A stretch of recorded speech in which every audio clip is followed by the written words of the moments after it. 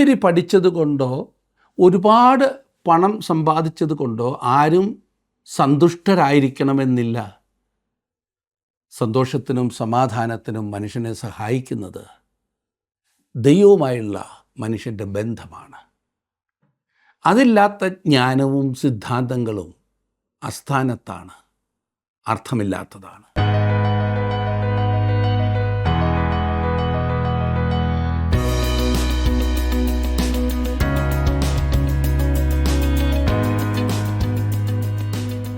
ജീവസന്ദേശത്തിൻ്റെ പ്രേക്ഷകർക്ക് ഞങ്ങളുടെ സ്നേഹവും വന്ദനവും അറിയിക്കട്ടെ.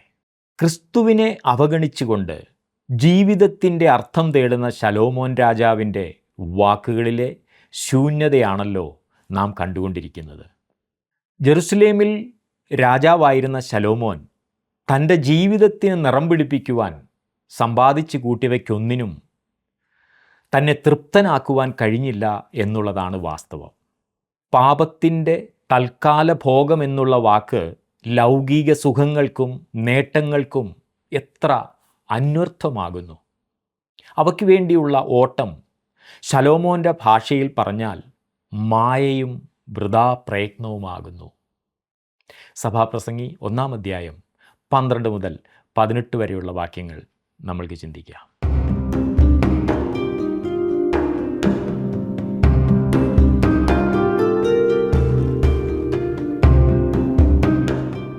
നമ്മുടെ രാജ്യത്തെ ഒരു വലിയ പട്ടണത്തിൽ ഞാനൊരിക്കൽ യാത്ര ചെയ്യുമ്പോൾ ഒരു വലിയ ചേരി പ്രദേശത്ത് പോവുകയുണ്ടായി. അതിനോട് തൊട്ടടുത്ത് വളരെ വലിയ അനേകം കെട്ടിടങ്ങളും കാണുവാനിടയായി. ഒരു സ്ഥലത്ത് ചേരി, വലിയ കെട്ടിടങ്ങൾ. അപ്പോൾ എന്നോട് കൂടെ ഉണ്ടായിരുന്ന ആൾ പറഞ്ഞു, ആ വലിയ കെട്ടിടങ്ങളുടെ ഉടമകൾ മുഴുവനും ഈ ചേരി പ്രദേശത്ത് താമസിക്കുന്നവരാണ് എന്ന്. സർക്കാരിൽ നിന്ന് അവർക്ക് വീടുകൾ പണിതു കൊടുത്തു. എന്നാൽ അവർ അതെല്ലാം വാടകയ്ക്ക് കൊടുത്തിട്ട് ചേരിയിൽ തന്നെ കഴിയുന്നു. ഇവർ പണ്ടും ചേരിയിലായിരുന്നു. മനുഷ്യനെ നന്നാക്കുവാൻ ഭൗതിക സമൃദ്ധി കൊണ്ട് സാധിക്കില്ല എന്ന് എല്ലാവരും മനസ്സിലാക്കുന്നു. പണമുണ്ടെങ്കിൽ പിന്നെ സന്തോഷമായിരിക്കാം, പണം ഇല്ലാത്തതാ ഞങ്ങളുടെ പ്രശ്നം എന്ന് പറഞ്ഞാൽ വാസ്തവം അതല്ല എന്ന് പണം വളരെയധികമുള്ളവർ സാക്ഷിക്കും. വേറെ ചിലർ മനുഷ്യൻ്റെ മതം മാറ്റി അവനെ നന്നാക്കുവാൻ ശ്രമിക്കുന്നു. മതം മാറിയതുകൊണ്ട് മനുഷ്യൻ നന്നാകുമെന്നാണ് ഈ കൂട്ടർ കരുതുന്നത്. ഓർക്കണം, മതം മാറിയതുകൊണ്ട് യാതൊരു മനുഷ്യനും നന്നാകണമെന്നില്ല. മനുഷ്യൻ്റെ മനസ്സിനാണ് മാറ്റമുണ്ടാകേണ്ടത്. ഇനി വേറെ ചിലർ മനുഷ്യന് വിദ്യാഭ്യാസമില്ലാത്തതിനാലാണ് ഈ മോശപ്പെട്ട പ്രകൃതം എന്ന് പറഞ്ഞ് വിദ്യാഭ്യാസ സ്ഥാപനങ്ങളിലൂടെ മനുഷ്യനെ ശരിയാക്കുവാൻ ശ്രമിക്കുന്നു. വിദ്യാഭ്യാസ സ്ഥാപനങ്ങൾ വളരെ ആവശ്യമാണ്, അല്ല എന്നല്ല ഞാൻ പറഞ്ഞു വരുന്നത്. എന്നാൽ അതുകൊണ്ട് മാത്രം മനുഷ്യൻ നന്നാകുമോ? ഇന്ന് നമുക്കധികവും പഠിച്ച കള്ളന്മാരെ അല്ലേ കിട്ടിയിരിക്കുന്നത്. വിദ്യാഭ്യാസം കൊണ്ട് മനുഷ്യൻ്റെ ജീവിതം നന്നാകുന്നില്ല എന്ന കാര്യം മറക്കരുത്. അവൻ്റെ ജീവിത ശൈലിയിൽ ചില രംഗങ്ങളിലൊക്കെ മാറ്റം വന്നേക്കാം. എന്നാൽ അവരെ മൊത്തത്തിൽ മാറ്റുവാൻ വിദ്യാഭ്യാസത്തിന് സാധിക്കുന്നില്ല. റെയിൽവേ സ്റ്റേഷനുകളിലും റെയിൽവേ പാളത്തിലും കൂടെയൊക്കെ നടന്ന് മോഷണം സ്ഥിര സ്വഭാവമാക്കിയ ഒരു ചെറിയ കുട്ടിയെ ഒരു സാമൂഹ്യ പ്രവർത്തകൻ നന്നാക്കുവാൻ ശ്രമിച്ചതിനെക്കുറിച്ച് ഞാൻ വായിച്ചിട്ടുണ്ട്. അവൻ്റെ പ്രശ്നം, ഈ കുട്ടിയുടെ പ്രശ്നം, അവന് വിദ്യാഭ്യാസം ഇല്ല എന്നുള്ളതാകുന്നു എന്ന് ചിന്തിച്ച് ഈ സാമൂഹ്യ പ്രവർത്തകൻ അവനെ നന്നാക്കുവാൻ വേണ്ടി പഠിപ്പിക്കുവാൻ ആരംഭിച്ചു. സ്കൂളിൽ വിട്ടു, നല്ല സാഹചര്യമൊക്കെ ഒരുക്കി കൊടുത്തു. അവൻ പഠിച്ചു, കോളേജിൽ വിട്ടു, നല്ലതുപോലെ അവൻ പഠിച്ചു.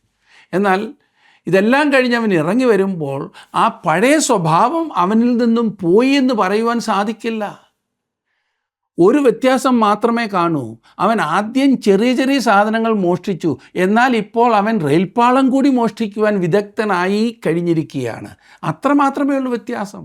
അത് മാത്രമേ അവൻ ചെയ്യൂ. വിദ്യാഭ്യാസം കൊണ്ട് മനുഷ്യൻ പഠിച്ച കള്ളന്മാരായി മാറിയിരിക്കുകയാണ്.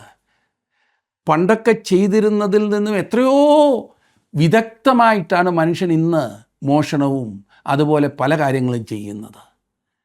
നമ്മുടെ ഈ ഓൺലൈൻ തട്ടിപ്പൊക്കെ അങ്ങനെയല്ലേ ഉണ്ടാകുന്നത്?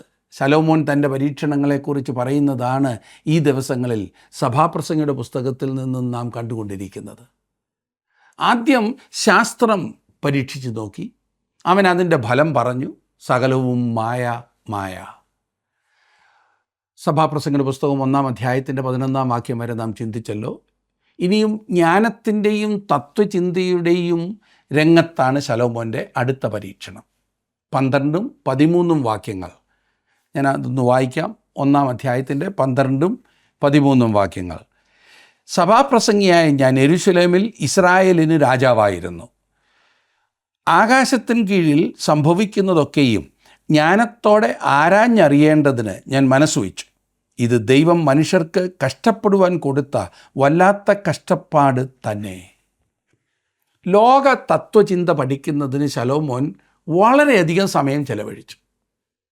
ക്രിസ്തുവിന് ഏകദേശം 1000 വർഷങ്ങൾക്ക് മുൻപാണ് ശലോമോൻ ജീവിച്ചിരുന്നത് എന്നോർക്കണം. അതായത് ഇന്നത്തേക്ക് ഏകദേശം 3000 വർഷങ്ങൾക്ക് മുൻപാണ് ശലോമോൻ ജീവിച്ചിരുന്നത്. എന്നാൽ ശലോമോന് 3000 വർഷങ്ങൾക്ക് മുൻപ് അറിയാമായിരുന്നതിൽ കൂടുതൽ ജ്ഞാനമോ തത്വചിന്തയോ വാസ്തവത്തിൽ ഇന്നും മനുഷ്യന് അറിയുന്നില്ല എന്ന് ഞാൻ പറഞ്ഞാൽ ഒരുപക്ഷെ നിങ്ങൾ അത്ഭുതപ്പെട്ടേക്കാം. ഞാൻ ഉദ്ദേശിച്ചത് ജ്ഞാനത്തിൻ്റെയും തത്വചിന്തകളുടെയും കാര്യമാണ്. മനുഷ്യൻ ഒട്ടേറെ ഉപകരണങ്ങൾ അവൻ്റെ ഉപയോഗത്തിനായി കണ്ടുപിടിച്ചിട്ടുണ്ട്. അതിങ്ങനെ കണ്ടുപിടിച്ചുകൊണ്ടിരിക്കുകയാണ്. അതല്ല ഞാൻ പറഞ്ഞു വരുന്നത്. തത്വചിന്തയിലും ജ്ഞാനത്തിലും വലിയ പുരോഗതി ഒന്നും തന്നെ ഇല്ല എന്ന് മാത്രമല്ല, അത് ഹൃദയത്തിന് സംതൃപ്തി നൽകുന്നുമില്ല. 14-ാം വാക്യത്തിലേക്ക് വരുമ്പോൾ നാം കാണുന്നത്, സൂര്യന് കീഴെ നടക്കുന്ന സകല പ്രവൃത്തികളും ഞാൻ കണ്ടിട്ടുണ്ട്, അവയൊക്കെയും മായയും വൃഥാ പ്രയത്നവും അത്രേ. ഫിലോസഫിയുടെ എല്ലാ ശാഖകളും വെറും ഇരുണ്ട ഇടനാഴിയിലേക്ക് മാത്രമേ നയിക്കൂ. ഈ പറയുന്ന പരീക്ഷണങ്ങളൊക്കെ നമുക്ക് ഓരോരുത്തർക്കും സ്വയം ചെയ്യുവാൻ കഴിയുന്നതാണ്, മറക്കരുത്. തത്വചിന്ത പഠിക്കുന്നതിന് നിങ്ങൾക്ക് വളരെയേറെ സമയം ചെലവഴിക്കുവാൻ കഴിയും. എന്നാൽ അത് വെറും സമയം നഷ്ടമാക്കുന്ന ഒരു പണി മാത്രമാകുന്നു എന്ന് ഞാൻ പറഞ്ഞാൽ അനുഭവത്തിൽ വരുമ്പോൾ നിങ്ങളും മനസ്സിലാകും. പണ്ടത്തെ വിദ്യാഭ്യാസ രീതികളൊക്കെ വേസ്റ്റായിരുന്നു എന്ന് പ്രഖ്യാപിക്കുന്ന വിദ്യാഭ്യാസ ശാസ്ത്രജ്ഞന്മാർ, എഡ്യൂക്കേറ്റേഴ്സ് ഉള്ള ഒരു കാലത്താണ് നാം ഇന്ന് ജീവിക്കുന്നത്. ഇന്നത്തെ വിദ്യാഭ്യാസ രീതികൾ എത്ര ഫലപ്രദമാകുന്നു എന്ന് സംശയിക്കേണ്ടിയിരിക്കുന്നു. ജ്ഞാനത്തിലും തത്വചിന്തയിലും കൂടി മനുഷ്യന് ഏറ്റവും പ്രധാനപ്പെട്ട കാര്യം, അതായത് ദൈവത്തെ കണ്ടെത്തുവാൻ കഴിയില്ല. വെളിപ്പാടിൽ കൂടി മാത്രമേ മനുഷ്യന് ദൈവത്തെക്കുറിച്ചുള്ള അറിവ് ലഭിക്കുന്നുള്ളൂ. തത്വചിന്ത സാധാരണയായി ഒരു വ്യക്തിയെ ജീവിതത്തെക്കുറിച്ച് അശുഭ ചിന്തയിലേക്കാണ് നടത്തുന്നത്, നെഗറ്റീവ് ആയിട്ടുള്ള ചിന്തയിലേക്കാണ് നടത്തുന്നത്. പ്രാകൃത മനുഷ്യന്, അതായത് ദൈവത്തിങ്കൽ നിന്ന് അകലപ്പെട്ട് നഷ്ടപ്പെട്ട പാപിയായ മനുഷ്യന് വിദ്യാഭ്യാസം നൽകി അവൻ്റെ ജീവിത പ്രശ്നങ്ങൾ പരിഹരിക്കാം എന്ന് പ്രതീക്ഷിക്കുവാൻ കഴിയുകയില്ല. വിദ്യാഭ്യാസം കൊടുക്കേണ്ടതെന്ന് ഞാൻ പറഞ്ഞില്ല. എന്നാൽ അവനെ മാറ്റുവാൻ ഈ വിദ്യാഭ്യാസത്തിനോ തത്വചിന്തയ്ക്കോ മനഃശാസ്ത്രത്തിനോ മനുഷ്യ സ്വഭാവത്തിൽ മാറ്റം വരുത്തുവാൻ ഇതിനൊന്നിനും കഴിയുകയില്ല എന്ന് ഞാൻ പറയുന്നു. അതുപോലെ തന്നെ മനുഷ്യൻ്റെ പഴയ സ്വഭാവത്തെ നന്നാക്കുന്നതിനോ അതിന് കഴിയുകയില്ല. മനുഷ്യൻ്റെ പ്രശ്നം ആ പഴയ സ്വഭാവമാണ്, ദൈവത്തെ കൂടാതെയുള്ള പ്രാകൃത സ്വഭാവം. ഈ സ്വഭാവത്താൽ മനുഷ്യൻ ഏതെല്ലാം നല്ല വഴികളിലൂടെ അവനെ നടത്തുവാൻ ശ്രമിച്ചാൽ തന്നെ വഷളായിപ്പോകുന്ന ആ പ്രവണത. എന്നാൽ അവനിൽ സമൂലമായൊരു മാറ്റമാണ് ഉണ്ടാകേണ്ടത്. അതെന്താകുന്നു എന്ന് ദൈവവചനം വ്യക്തമാക്കുന്നുണ്ട്. 15-ാം വാക്യം, വളവുള്ളത് നേരെയാക്കുവാൻ വഹിയ, കുറവുള്ളത് എണ്ണിത്തികപ്പാനും വഹിയ. ഞാൻ മനസ്സിൽ ആലോചിച്ചു പറഞ്ഞത്, വളവുള്ളത് നേരെയാക്കുവാൻ വഹിയ. തൈ വളഞ്ഞതായതിനാൽ മരവും വളഞ്ഞിരിക്കുന്നു. പഴയത് അത് വളഞ്ഞതായിരുന്നു, അതുകൊണ്ട് തന്നെ ഇപ്പോഴും വളഞ്ഞ അവസ്ഥ. ഞാനും നിങ്ങളും പഴയ ഒരു സ്വഭാവത്തോടു കൂടിയാണ് ജീവിതം ആരംഭിക്കുന്നത്. നമുക്കതിനെ പരിശീലിപ്പിക്കുന്നതിനും പുരോഗമിപ്പിക്കുന്നതിനുമായ പല കാര്യങ്ങൾ ചെയ്യുന്നതിന് കഴിയും. അതിനെ മെച്ചപ്പെടുത്തുവാൻ വേണ്ടി പല കാര്യങ്ങളും നമുക്ക് ചെയ്യുവാൻ കഴിഞ്ഞെന്ന് വന്നേക്കാം. എന്നാൽ നമ്മുടെ കർത്താവ് പറഞ്ഞതുപോലെ ജഡത്താൽ ജനിച്ചത് ജഡമാകുന്നു. അത് എല്ലായ്പ്പോഴും ജഡമായിരിക്കും. അതുകൊണ്ടാണ് നമുക്കൊരു പുതിയ സ്വഭാവം ആവശ്യമായിരിക്കുന്നത്. ആത്മാവിനാൽ ജനിച്ചത് ആത്മാവാകുന്നു. ജീവിതത്തിൻ്റെ പ്രശ്നങ്ങളെ പരിഹരിക്കുവാൻ വിദ്യാഭ്യാസത്തിന് കഴിയും എന്ന് ഒരു സമയത്തേക്ക് നാം ചിന്തിച്ചു. ഇപ്പോൾ ഉന്നത വിദ്യാഭ്യാസം മാത്രമല്ല, എല്ലാ വിദ്യാഭ്യാസവും ചിന്തിക്കുന്ന ഒരു വലിയ പങ്ക് ആളുകളുടെ സൂക്ഷ്മ നിരീക്ഷണത്തിലാണ്.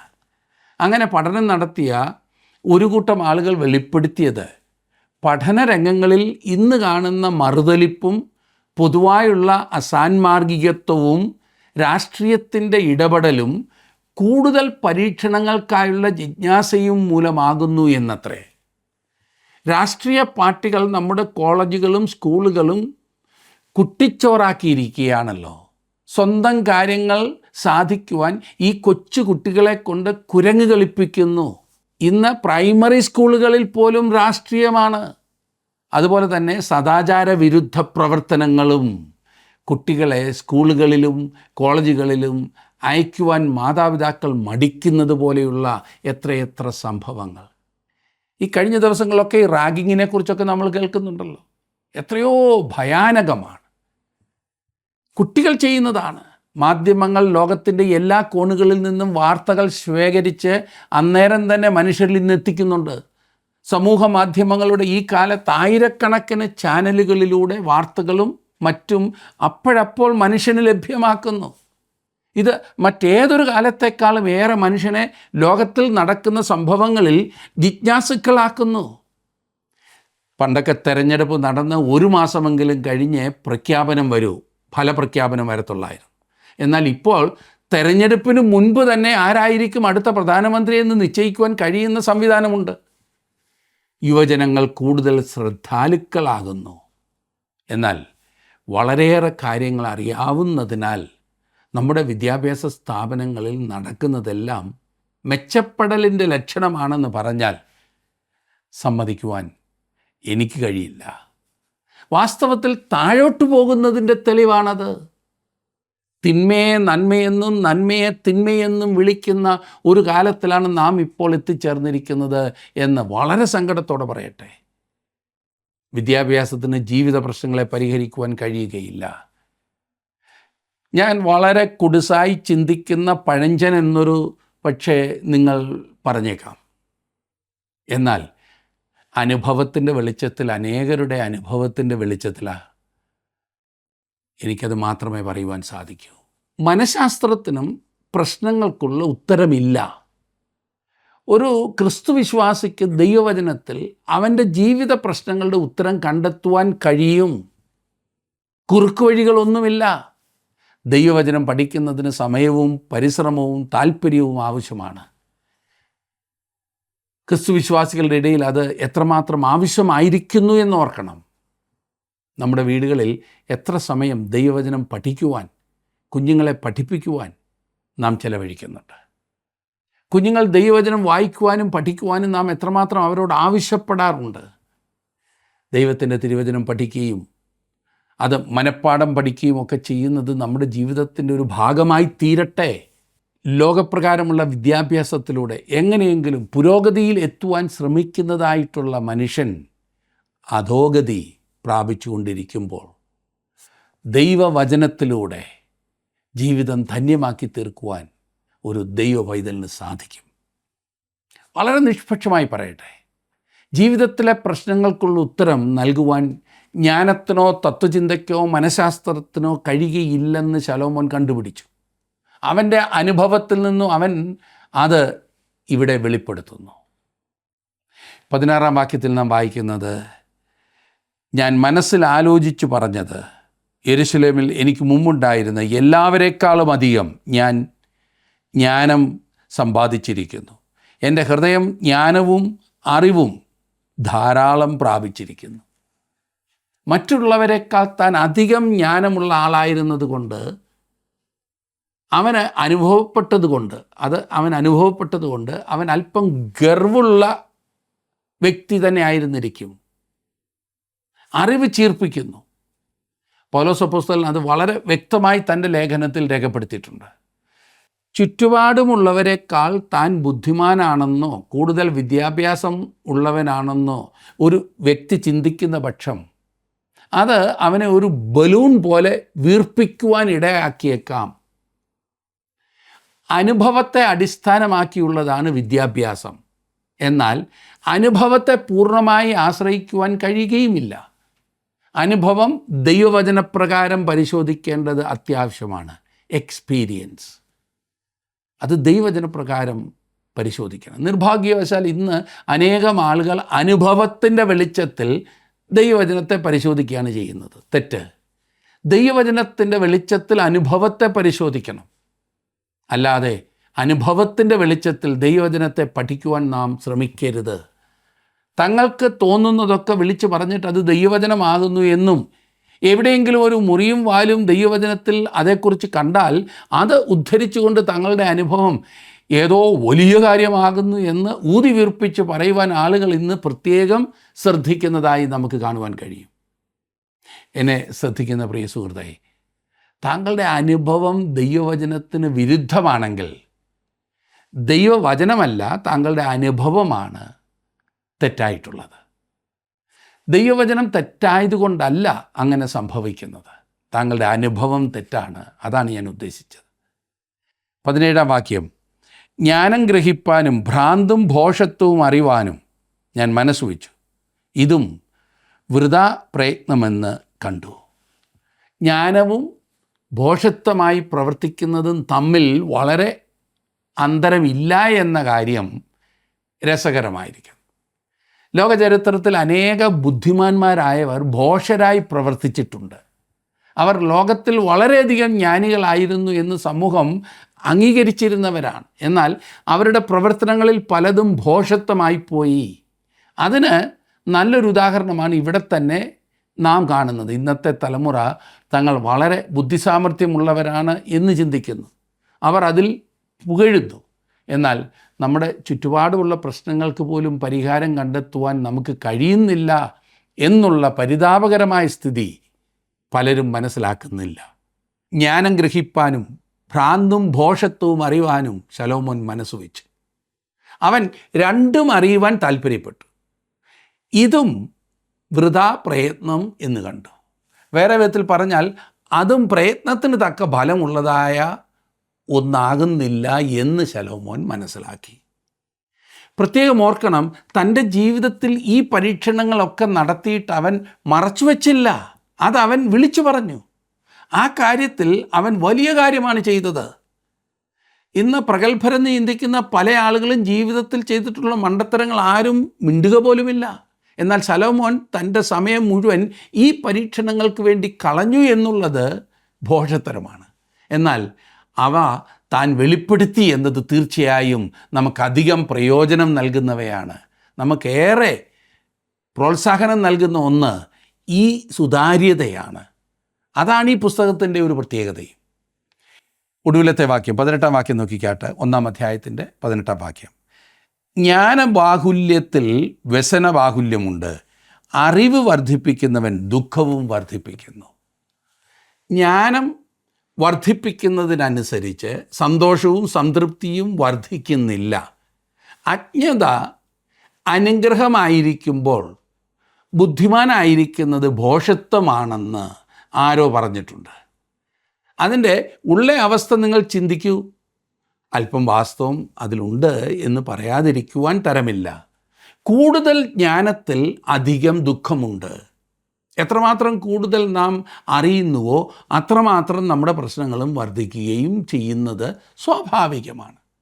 ജീവിതം കൂടുതൽ ആയാസകരവും കൂടുതൽ പിരിമുറുക്കമുള്ളതുമായി തീർന്നിരിക്കുന്നു. കൂടുതൽ പ്രയാസങ്ങൾ നാം ഇന്ന് അഭിമുഖീകരിച്ചുകൊണ്ടിരിക്കുകയാണ്. എളുപ്പമാണ് പല കാര്യങ്ങളും ഇന്ന്, എന്നാൽ പിരിമുറുക്കം എത്രമാത്രം വർദ്ധിച്ചിരിക്കുന്നു. എല്ലാം നമ്മുടെ വിരൽത്തുമ്പിലുണ്ട്, എല്ലാ രംഗങ്ങളിലും. എന്നാൽ സംഘർഷമാണ്, എത്രയധികം സംഘർഷം. പണ്ടൊക്കെ മിക്ക വീടുകളിലും കിടന്നുറങ്ങുവാൻ ഒരു പായ തന്നെ കഷ്ടിച്ചേ ഉണ്ടായിരുന്നുള്ളൂ. ഇന്ന് വളരെ വളരെ നല്ല മെത്തകൾ ഉപയോഗിച്ച് ഉറങ്ങുവാൻ ശ്രമിക്കുന്നതായിട്ടുള്ള മനുഷ്യന് പണ്ടുണ്ടായിരുന്ന അത്രയും ഉറക്കം പോലും ഇന്ന് ലഭിക്കുന്നില്ല എന്നുള്ളതല്ലേ വാസ്തവം. പലരും അവരുടെ അനുഭവത്തിൽ നിന്നും പറഞ്ഞത് ഞാനങ്ങ് പറഞ്ഞതാണ്. ഭക്ഷണത്തിൻ്റെ കാര്യം നോക്കിക്കേ. പണ്ടൊക്കെ എത്ര ബുദ്ധിമുട്ടിയാണ് ഒരു നേരത്തെ ഭക്ഷണം കഴിക്കുവാൻ മനുഷ്യർക്ക് ലഭിച്ചിരുന്നത്. ഇന്ന് ആ കാര്യത്തിൽ യാതൊരു ബുദ്ധിമുട്ടും പലർക്കുമില്ല. ആവശ്യം പോലെ ഇഷ്ടമുള്ളതൊക്കെ ഭക്ഷിക്കുവാൻ മനുഷ്യനുണ്ട്. എന്നാൽ എത്രമാത്രം ഭക്ഷിക്കുവാൻ കഴിയാത്തതായ പിരിമുറുക്കത്തിലാണ്, സംഘർഷത്തിലാണ് പലരും ആയിരിക്കുന്നത്. വിശപ്പില്ല. ഒരു വിധത്തിൽ പറഞ്ഞാൽ ശാസ്ത്രീയമായ കണ്ടുപിടുത്തങ്ങളെല്ലാം ജീവിതത്തെ അസഹനീയമാക്കി തീർക്കുകയാണ് ചെയ്യുന്നത്. അതുകൊണ്ട് കൂടുതൽ എളുപ്പമായി എന്ന് ചിന്തിക്കുന്നത് ബുദ്ധിമോശമാണ്. ജ്ഞാന ബാഹുല്യത്തിൽ വ്യസന ബാഹുല്യമുണ്ട്. യന്ത്രയുഗത്തിലല്ല ശലോമോൻ ജീവിച്ചിരുന്നതെങ്കിലും എത്ര കൃത്യമായിട്ടാണ് ഈ കാര്യം പറഞ്ഞിരിക്കുന്നത് എന്ന് ശ്രദ്ധിക്കുക. ഇന്നത്തെ സൗകര്യങ്ങളിൽ, ഇന്ന് നമുക്ക് ലഭിച്ചിരിക്കുന്നതായിട്ടുള്ള ഈസി ആയിട്ടുള്ള കാര്യങ്ങളിൽ, എളുപ്പത്തിലുള്ള കാര്യങ്ങളിൽ കൂടുതൽ ശ്രദ്ധ കേന്ദ്രീകരിക്കുന്ന മനുഷ്യന് വാസ്തവത്തിൽ ജീവിതം അർത്ഥവത്താക്കുവാൻ അതിലൂടെ സാധിക്കുന്നുണ്ടോ? എല്ലാ സൗകര്യങ്ങളുമുണ്ട്, എല്ലാ സുഖസൗകര്യങ്ങളുമുണ്ട്. ഇതൊരു യാഥാർത്ഥ്യമാണ്. എന്നാൽ സംഘർഷമല്ലേ എല്ലായ്പ്പോഴും? ഞാൻ ഇല്ലാത്തതുണ്ടാക്കുകയല്ല ഇവിടെ ചെയ്യുന്നത്. സംഘർഷമാണ് നിലനിൽക്കുന്നത്. ഒന്നുമില്ലാതിരുന്ന ഒരു കാലത്ത് എങ്ങനെയെങ്കിലും ഭൗതികമായി പലതും നേടിയാൽ ജീവിതം ധന്യമായി തീരുമെന്ന് ചിന്തിച്ച് പരിശ്രമിച്ച് മുൻപോട്ട് പോയി.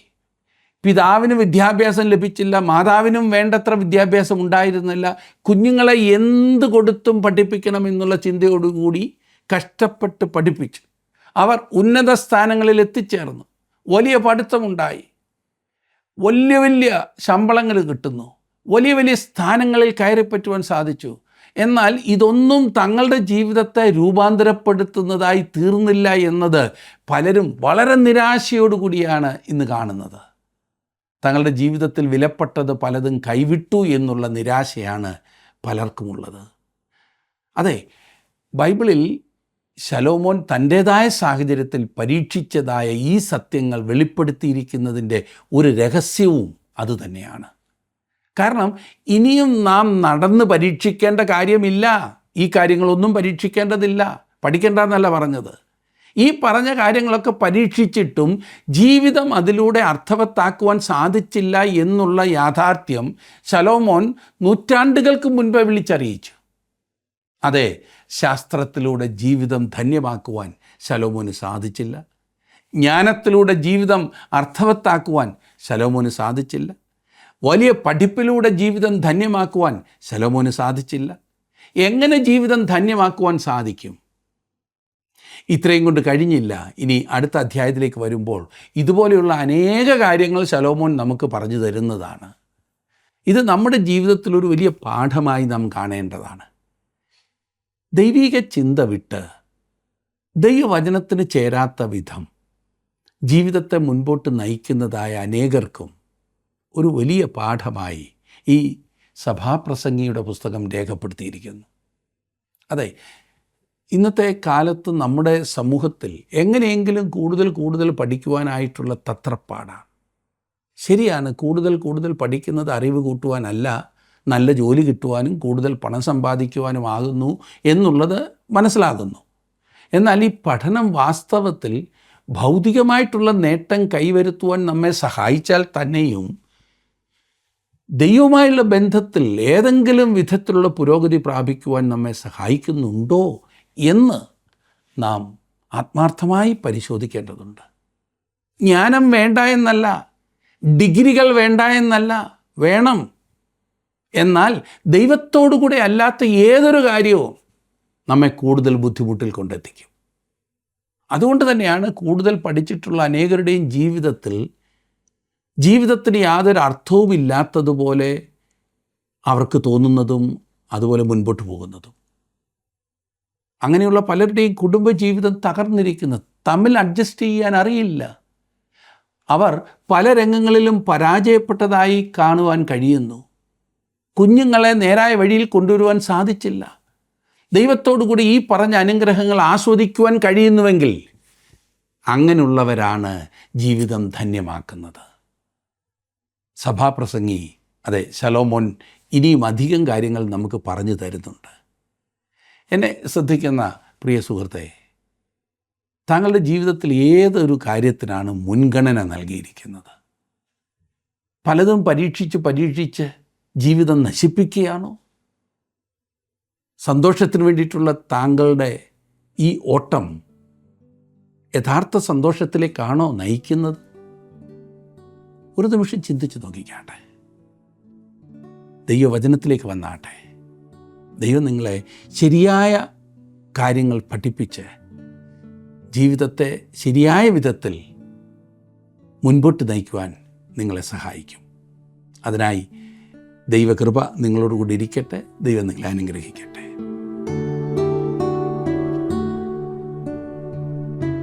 യഹോവാഭക്തി ജ്ഞാനത്തിൻ്റെ ആരംഭവും പരിശുദ്ധനെക്കുറിച്ചുള്ള പരിജ്ഞാനം വിവേകവുമാകുന്നുവെന്ന് സദൃശ്യവാക്യങ്ങളിൽ പറഞ്ഞ ശലോമോൻ ഭ്രാന്തും ഭോഷത്വവുമായ പ്രവൃത്തിയിലേക്ക് തിരിഞ്ഞിരിക്കുന്ന ദയനീയമായ കാഴ്ചയാണ് നമ്മൾ കാണുന്നത്.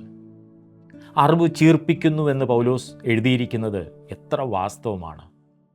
ദൈവത്തെക്കുറിച്ചുള്ള അറിവ് ദൈവത്തോടുള്ള സ്നേഹം നമ്മിൽ വർദ്ധിപ്പിക്കേണ്ടതാണ്. അതവനിൽ വസിക്കുവാനും അവൻ നടന്നതുപോലെ നടക്കുവാനും നമ്മെ പ്രാപ്തരാക്കും. ക്രിസ്തുവിൽ വസിച്ചുകൊണ്ട് ഫലപ്രദമായ ഒരു ജീവിതം നയിക്കുവാൻ ദൈവം നിങ്ങളെ സഹായിക്കട്ടെ.